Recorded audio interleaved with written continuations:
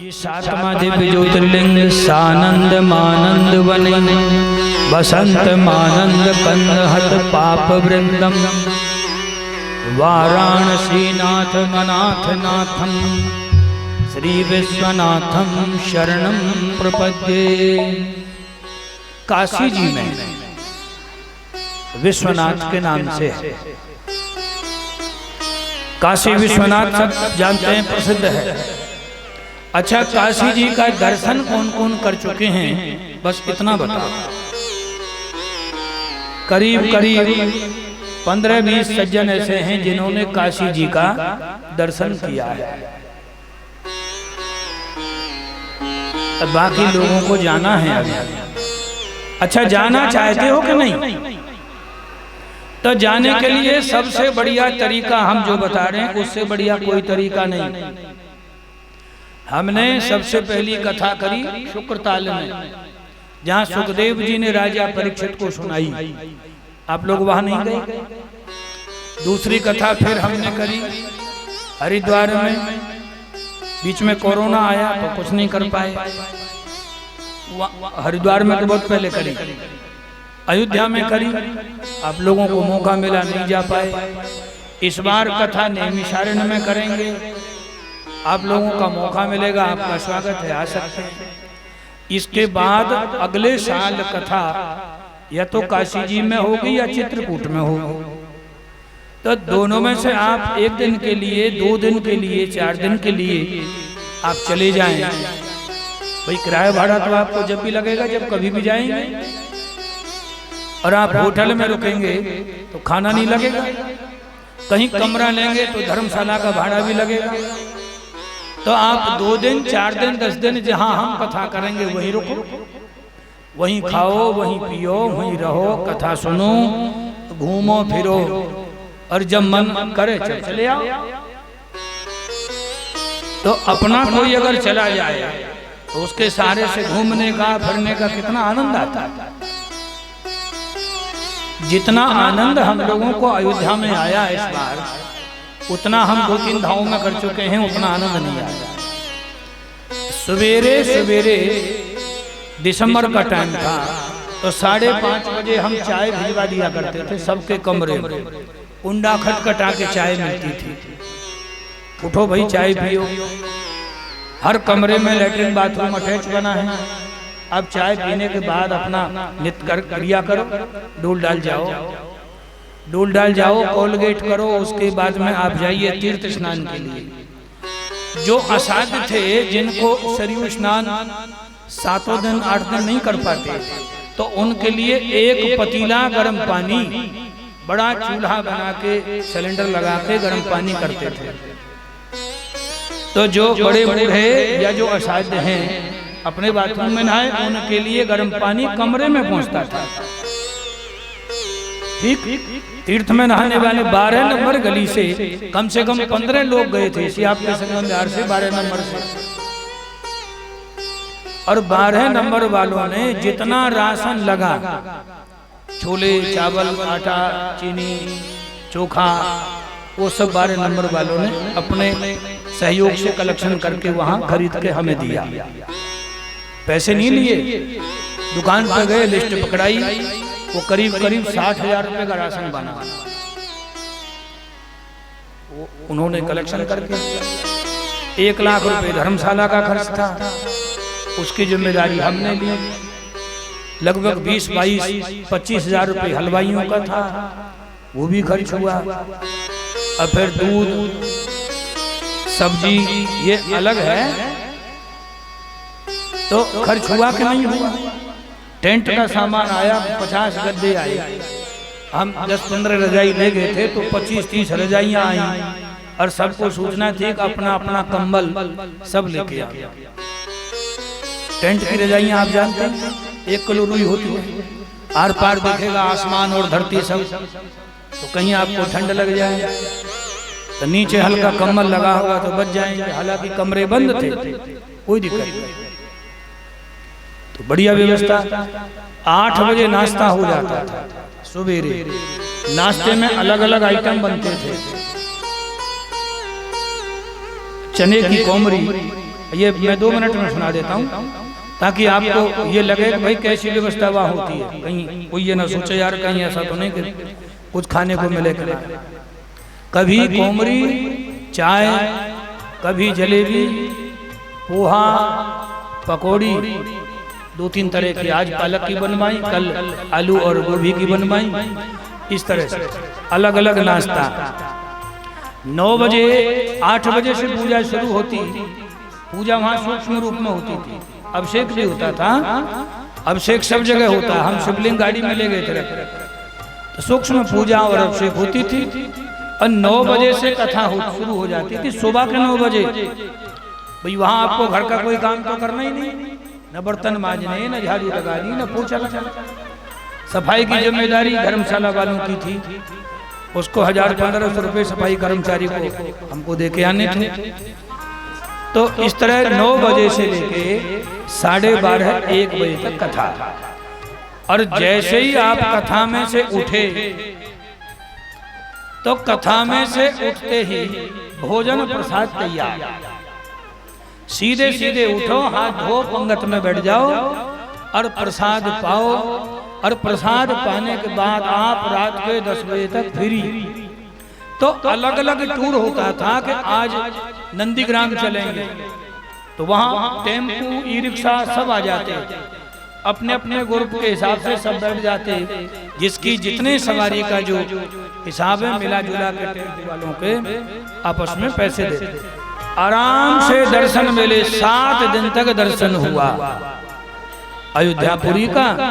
और दर्शन करने के बाद शाम को लौट के आए, भोजन प्रसाद पाया। माता बहनें कीर्तन करती थी 9-10 बजे तक। भोजन पाने के बाद और सब आराम से हंसते थे, मजाक करते थे, यानी बड़ा आनंद आया। तो काशी जी में भगवान शिव का विश्वनाथ नाम से, विश्वेश्वर के नाम से बड़ा दिव्य ज्योतिर्लिंग है। काशी भारत की राजधानी रह चुकी है, भारतवर्ष बड़ी दिव्य नगरी है काशी। काशी में केवल भगवान शिव का शासन चलता है और किसी का नहीं। काशी का जो MP है, MLA है, उसका जो सीट है वो काशी में नहीं है, वो काशी से हटके है। वहां भगवान शिव का शासन।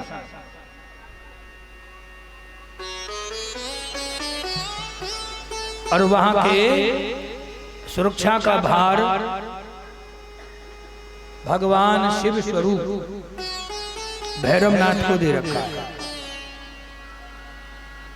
वो वहां की सुरक्षा का भार, सुरक्षा की जिम्मेदारी भैरवनाथ की है। बड़ी रमणीक जगह है। विश्वनाथ मंदिर के आगे अन्नपूर्णा माता का मंदिर है। आप अन्नपूर्णा जरूर जाएं। वहाँ सुबह नाश्ता 11 बजे तक चलता है और 12 बजे से 2:30 बजे तक भोजन चलता है। उसका कोई शुल्क नहीं है। आप आराम से वहाँ अन्नपूर्णा मैया का प्रसाद पाएं और फिर वहाँ से आगे निकलें, भैरवनाथ का दर्शन करें। मणिकर्ण का घाट, जहाँ 24 घंटे चिता की अग्नि जलती है, उसको जरूर देख लें। 24 घंटे और सीरियल वाइज लाइन में लगे रहते हैं। आप देख, घबरा मत जाना, कहीं जलने वालों को देख के घबरा जाए। और वहां राजा हरिश्चंद्र घाट भी मौजूद है।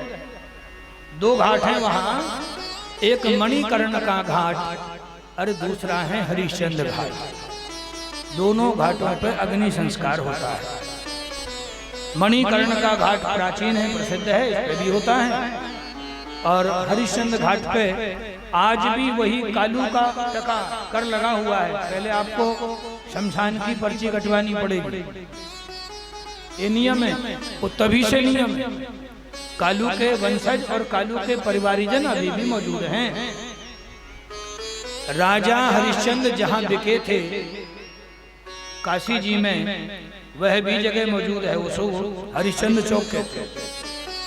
जहां राजा रानी और रोहित कुमार की बोली लगी थी। अयोध्या के राजा थे महाराज हरिश्चंद्र। जब विश्वामित्र जी ने ठग लिया, छल लिया और कहा कि 20 भार सोना दक्षिणा दीजिए, स्वर्ण मुद्राएं, तब कहा भाई अब हम कहां से दें? खजाना आपका, धन माल आपका, ये कपड़े भी हमने उतार को आपको दे दिए। अब यहाँ हम दिहाड़ी लगावे तो हमें काम कौन देगा? तो बोले हमारा शासन काशी में नहीं है, आप वहां ले जाके हमको बेच दीजिए। तो वहां लाए जहां बोली लगी, वो जगह आज भी मौजूद है। सूर्यवंशी राजा के द्वारा दुर्गा देवी की स्थापना कराई, वो दुर्गा जी का बड़ा प्रसिद्ध मंदिर है, वहां भी आप जाइए। मानस मंदिर में जरूर जाइए। पूरी रामायण रामचरितमानस संगमरमर के पत्थर पर रामायण लिखी है। हम आज से नहीं जा रहे हैं, हम आज से 15 साल पहले भी काशी जी गए हैं।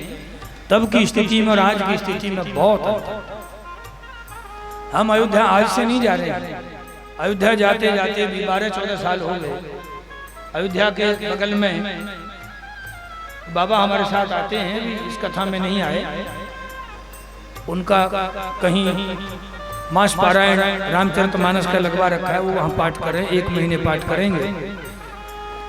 तो उनके यहाँ कई कथाएं हम कर चुके हैं।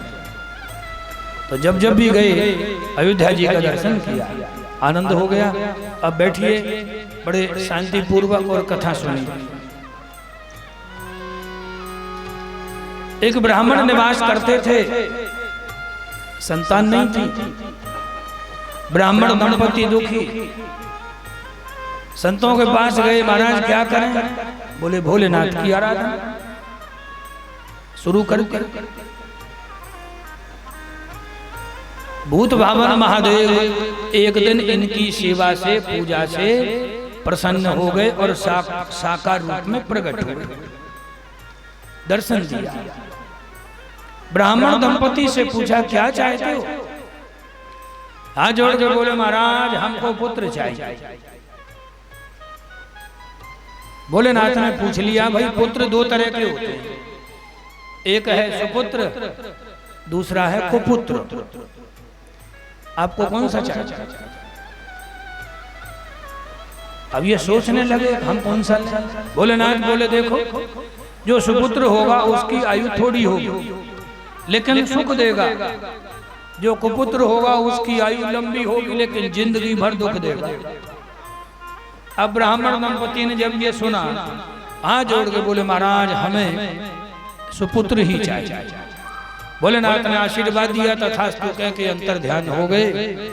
भगवान की ऐसी कृपा हुई, 9 महीने बाद ही घर में बेटा हुआ। हाँ बिराजी, 9 महीने बाद इनके घर में बेटा हुआ।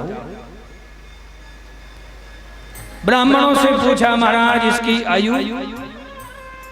ब्राह्मणों ने आयु देखी, कुंडली का गणित, ज्योतिष का शुद्धिकरण किया। बोले महाराज इसकी तो 5 साल की आयु है। 5 साल की आयु सुनी, माता पिता के आंसू न रुके।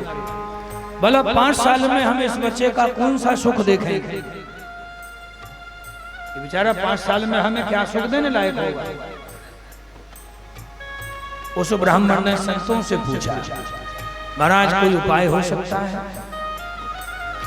संतों ने कहा कि यदि कोई सिद्ध संत मिल जाए और सिद्ध संत का आशीर्वाद मिल जाए तो बहुत कुछ हो सकता है। महाराज सिद्ध संत कहाँ मिलेंगे, कोई पता बता? बोले भाई सिद्ध कौन है, असिद्ध कौन है, इसकी पहचान कैसे? कोई सिद्धों का कोई ब्लैक बोर्ड थोड़ी लगा है कि हम सिद्ध हैं। आजकल सब सिद्ध बने घूम रहे हैं, एक से एक महा। एक काम करो, तुम तो सबको सिद्ध मानो, काशी जी में चले जाओ, गंगा के तट पर रहो, जो निकले उसी को भगवान का अंश रूप मान के, सिद्ध मान के सबको प्रणाम बच्चे को कराओ और आशीर्वाद दिलाओ। कोई न कोई सिद्ध संत मिल ही जाए। ठीक है महाराज। ब्राह्मण दंपति अपने घर मकान झोपड़ी को छोड़ के काशी जी में आ गए, भगवान शिव की आराधना करी। अब ये बच्चा अब ऐसी जगह झोपड़ी बना कर रहे कि जहां से लोग गंगा स्नान को जाएं और गंगा स्नान करके वापस आए तो वहीं से निकले। अब ये बच्चा जो कोई निकल के जाए उसे प्रणाम करे, चाहे कोई इधर से निकले और चाहे कोई उधर से आ गया। जो कोई निकले, जो कोई कुत्ता, बिल्ली, गधा, घोड़ा, आदमी, जनानी, कोई भी निकले, सबको माथा जमीन में टेक के प्रणाम करे। नर नारी निकले जिते, युवा वृद्ध और बाल, गोगज बाज अनेक पशु, सूकर स्वान श्रृगाल। आवत देखे दूर ते, जोड़े दो हाथ, पुन प्रणाम सबको करत, धर धर मही में माथ। धरती में माथा रख के प्रणाम करता था। बार बार माथा टेकते माथे पर निशान पड़ गया। समय बीतता गया। धीरे धीरे बालक की आयु में पूरी होने में 3 दिन बचे। 3 दिन रह गए 5 साल की पूरी आयु होने में। अब संयोग से सप्त ऋषि देवलोक से धरती पे आए और साधारण संत बन के गंगा नहा के और उसी रास्ते से निकल रहे थे। और जब बालक सबको प्रणाम करता तो संतों को देख के इनको भी प्रणाम। सातों संत लाइन से जा रहे थे। संतों को प्रणाम किया। जब बालक की आयु में रहे 3 दिन शेष, बड़े भाग से तहिमग सप्त ऋषि कियो प्रवेश। मुनि मंडली को मही में करके द्वज बालक दंड प्रणाम किया। चिरजीवी भव ऋषियों ने आशीर्वाद दिया। धरती में सिर रखे, चरणों में सिर रखे संतों को प्रणाम किया। तो महात्माओं ने मिलके, अरे बालक चिरजीवी हो जाओ, चिरजीवी रहो, आशीर्वाद। संतों का आशीर्वाद सुना तो बालक के पिताजी आंसू भर के हाथ जोड़ के बोले, महाराज आपने आशीर्वाद दिया है इस बालक को चिरजीवी होने का। कर जोड़ पिता बोले, कैसे होंगे सत्य आपके वचन कहे। इस दीन अभागे बालक की आयु में 3 दिन शेष रहे। महाराज आपके वचन की लाज कैसे रखेंगे? इसकी उम्र में तो 3 ही दिन बचे। जैसे पिताजी ने ये कहा, आप तो सब ऋषि सावधान हो, तो ये क्या हो? अब हमारी लाज कैसे बचे? वाणी की जुबान कैसे रहे? तो वरदान दे के फंस गए, आशीर्वाद दे के।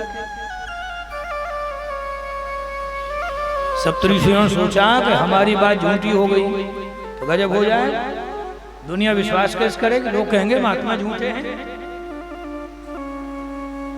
संतों ने विचार किया, बोले भाई देखो एक काम करो, आप अपने बालक को हमको प्रदान कर दीजिए।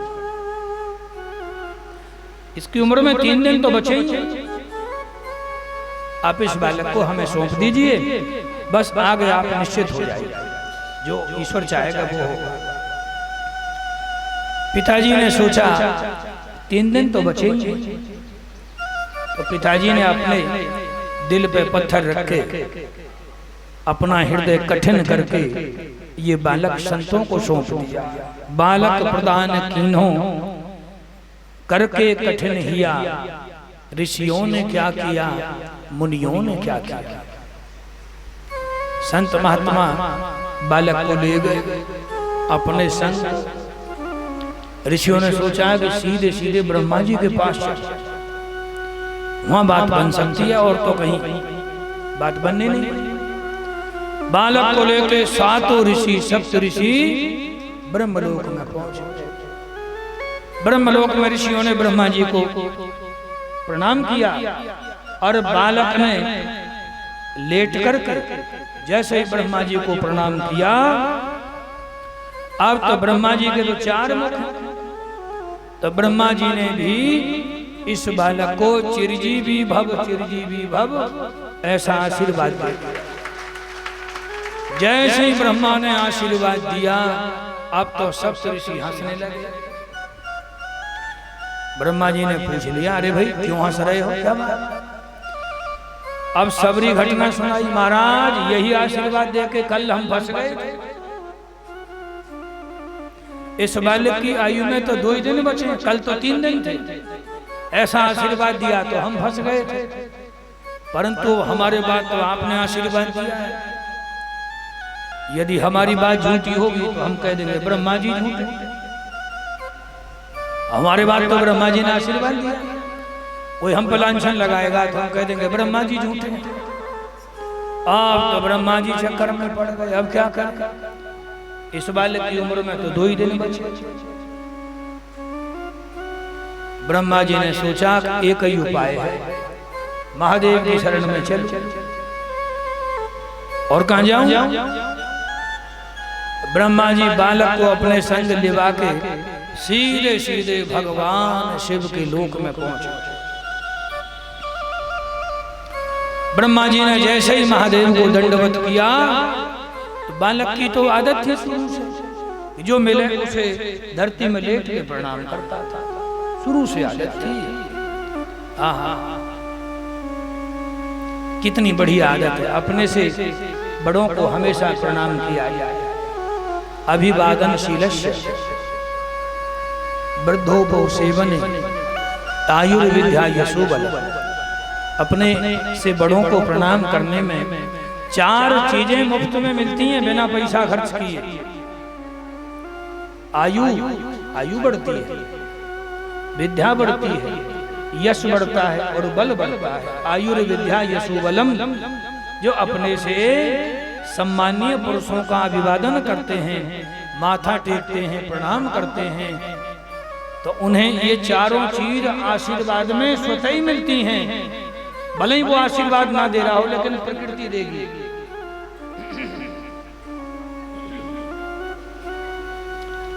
ब्रह्मा जी बालक को ले गए, तो बालक ने धरती में लेट के भूत भावन महादेव को प्रणाम किया। भगवान शिव ने, शिव के तो 5 मुंह हैं, भगवान शिव ने विनीत हंस के पंचमुख से कहो, चिरजीव सुत रहो, चिरजीव सुत रहो। भोलेनाथ ने चिरजीवी रहने का आशीर्वाद जैसे ही बालक को दिया, आप तो ब्रह्मा जी हंस पड़े। भोलेनाथ ने पूछा, भाई क्या होगा, क्यों हंस रहे? आप तो ब्रह्मा जी ने पूरी घटना सुनी। महाराज इस बालक की उम्र में केवल कल का दिन बचा, ये आशीर्वाद देके तो हम फंस गए थे। लेकिन यदि हमारी वाणी झूठी होगी तो हम कह देंगे महादेव झूठे। भोले बाबा बोले ब्रह्मा जी से, भाई ये बच्चा किसका है, तुम कहां से लाए? ब्रह्मा जी बोले, महाराज अब ये जानकारी तो सब ऋषियों से वो लाए इस बच्चे को। महादेव ने सप्तऋषियों को ध्यान किया, ऋषि मंडली उपस्थित हुई। भोलेनाथ ने पूछा, भाई ये बालक किसका है? ऋषिगण बोले, महाराज ये बालक काशी में किसी ब्राह्मण का। अच्छा। महादेव ने ध्यान लगाया, आंख बंद करके ध्यान लगाया, तो ये बच्चा किसका है? भोलेनाथ ने जान लिया। बोले, भाई ये तो वो बच्चा है जिसका, जो हमारे आशीर्वाद से पैदा हुआ। अच्छा महाराज। महादेव ने ब्रह्मा जी से कहा, आप चले जाओ, अब कोई भय नहीं है, इसे हमारे पास छोड़। भगवान शिव ने प्रकट करके एक शिवलिंग दिया, ज्योतिर्लिंग, कि बेटा इस शिवलिंग की पूजा कर, इस शिवलिंग की पूजा कर, बेलपत्र चढ़ा, जल चढ़ा, ओम नमः शिवाय का जाप कर, किसी प्रकार की चिंता ना कर। आप तो बालक शिवलिंग की पूजा में लग गया, रात्रि बीती, दिन निकला, आयु पूरी हुई मृत्युलोक में। अब यमराज ने पूरा, वहां तो रोज का डाटा अपडेट होता है, आज किन किन का नंबर है, दुनिया से उठाने का आज किन किन का नंबर है, 84 लाख योनियों में, ऐसा ही नहीं मनुष्यों का नंबर है। महाराज प्रतिदिन लोग दुनिया छोड़ के जा रहे हैं और रोज दुनिया में आ रहे हैं। प्रतिदिन होली, दिवाली, दशहरा, सावन, भादों, क्वार, कार्तिक, कोई भी महीना, जन्म और मरण ऐसी प्रक्रिया है, ये कभी नहीं रुकती किसी भी कालखंड। अब यमराज के यहाँ जिन जिन की अपडेट पहुंच जाती है, लिस्ट पहुंच जाती है, तो यमराज अपने दूतों को वही पकड़ा देते हैं, जाओ भाई तुम्हें वहां जाना है, तुम्हें वहां जाना है, तुम्हें उसे लाना है, तुम्हें इसे लाना। अरे महाराज बड़ा झमेला है। लेकिन यमराज स्वयं हाथ में पास लेके चल दिए। आप तो खोजते खोजते खोजते खोजते शिवलोक में पहुंचे। बोले भाई मृत्यु लोक का प्राणी शिवलोक में, अब हम तो मृत्यु के देवता, अब जो जहां रह रहा है पहाड़ पर रह रहा है तो पहाड़ पर नहीं जाना पड़ेगा, और जो समुद्र के पैंदे में रह रहा है जल के भीतर, तो वहां मृत्यु नहीं पहुंचेगी, पहुंचेगी। काल के लिए कोई जगह खाली नहीं है, वो कहीं भी पहुंच सकता है, अलमारी में, तिजोरी में, बेसमेंट में, 80 मंजिल के ऊपर, हवाई जहाज में, पानी के जहाज में, काल सर्वत्र है। समय आएगा पहुंच जाएगा। आप तो यमराज भगवान शिव के लोग, ये बालक शिव की पूजा कर रहा था, बेलपत्र चढ़ा रहा था, मन मन में ओम नमः शिवाय। यमराज ने जैसे ही फांसी का फंदा गले में डाला, गले में डाला, तो जैसे ही ये बच्चा डर के मारे शिवलिंग से लिपट गया। महादेव महादेव बचाओ। भोलेनाथ वहीं आंख नीचे बैठे थे। जैसे ही बालक की पुकार सुनी, शंकर भगवान की आंख खुली तो भोलेनाथ ने त्रिशूल और यमराज की ओर फेंकने को, आप तो यमराज कांपने लगे। रस्सी पकड़ रखी थी हाथ में, रस्सा छूट गया तो तुरंत हाथ जोड़ दो, महाराज महाराज। ये आप क्या कर रहे हैं? ये आपका डिपार्टमेंट है संहार, संहार के देवता आप ही हैं। आपने मुझे ड्यूटी सौंप रखी है, जिसका कालखंड पूरा हो जाए उसको ले जाना। महाराज आप अपने डिपार्टमेंट में गड़बड़ी कर रहे हैं।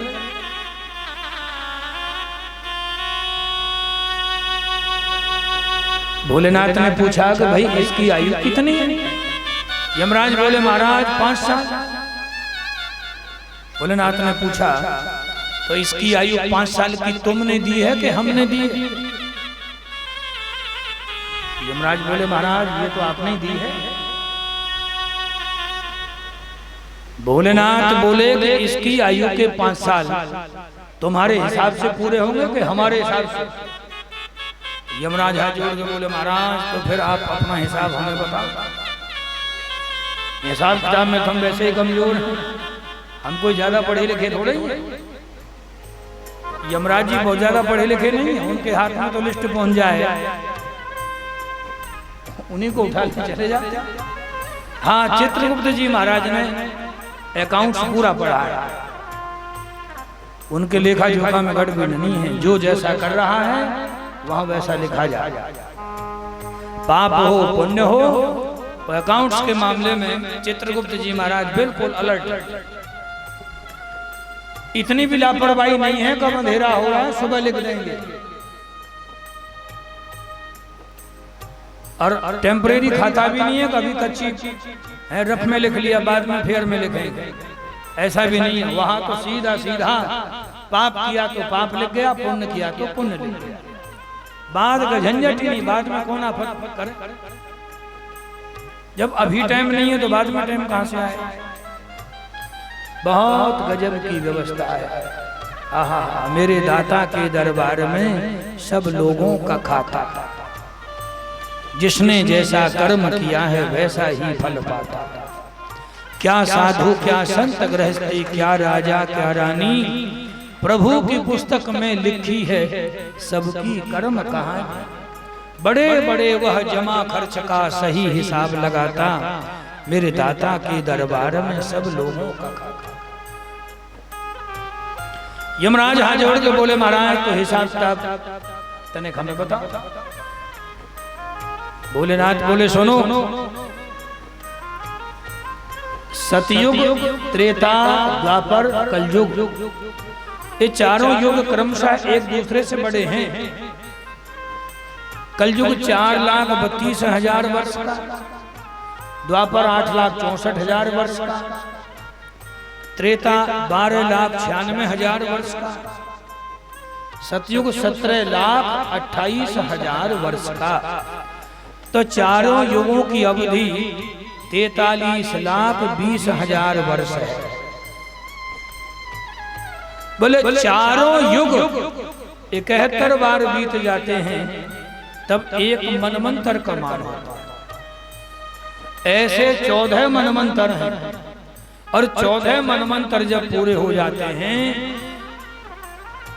तो ब्रह्मा जी का एक दिन रात पूरा होता है। पूरी घटना सुनाई। ऐसे ब्रह्मा की आयु में बीतत कल्प अनेक, और 10 ब्रह्मा बीते बने शंकर का दिन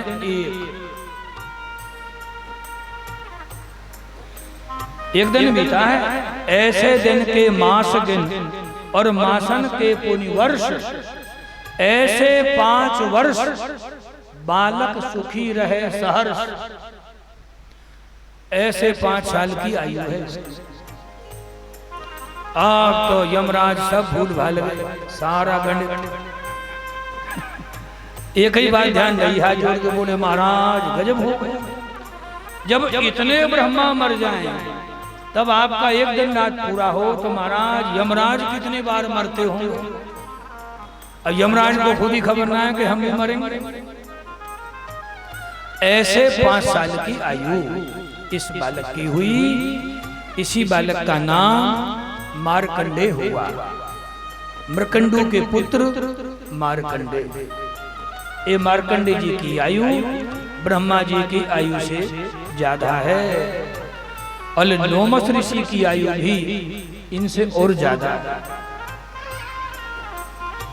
इस कल्प में उनका नाश ही नहीं है, लोमस ऋषि का और मार्कंडेय जी का। ये केवल भगवान शिव की कृपा प्रसाद से संभव है। बोले शंकर भगवान की जय।